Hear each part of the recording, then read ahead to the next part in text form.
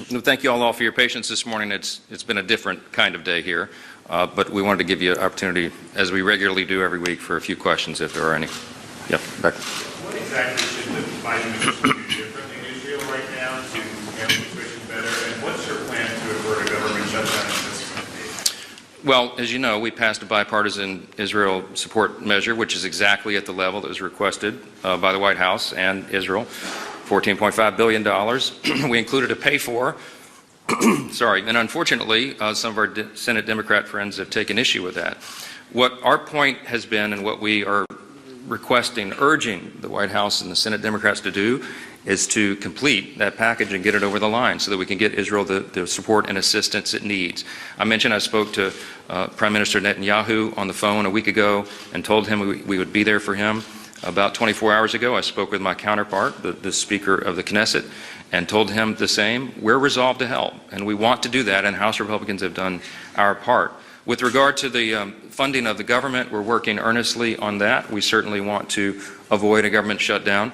It's a dangerous time around the world right now. We recognize that, and we're doing our job. So we had a very, I would call it a refreshing, constructive family conversation in our House Republican Conference meeting an hour ago.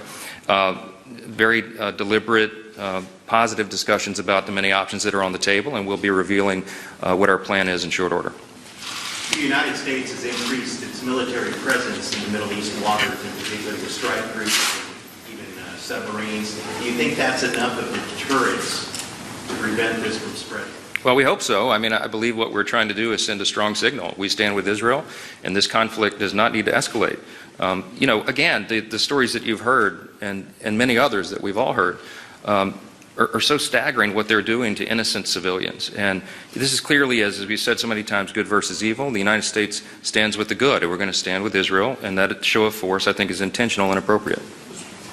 Do you plan, obviously, the package y'all passed, the Senate doesn't want to pass it. Would you attach Israel aid to kind of any CR that comes out of the House? Is that well, I'm not going to tell you what the CR will entail yet, but I will tell you that we are urging consistently and very appropriately to get Israel done and finished. It's an urgent necessity.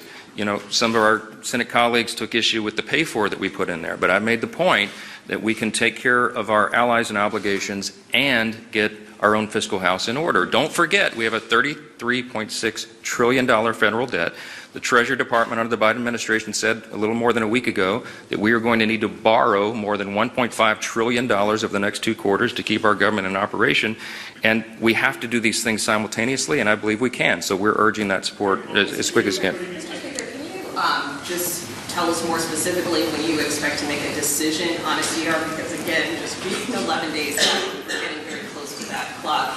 Also, can you walk us through this ladder CR approach for people who may not understand that, and why consider something new when you're less than 2 weeks out? Well, listen, our number one objective here is to take care of our obligations and do it in a responsible manner. We want to be good stewards of the public's treasury and treasure. And because we're in the situation that we're in, deeply in debt, we have to do this. We have to think about this differently. So with regard to the latter CR, or maybe a 2-tiered CR, it's one of the ideas that has been discussed. There's nothing magical or mysterious about it. It would just be effectively 2 phases. You would do one part, a subset of the bills by a December date, and the rest of it by a January date.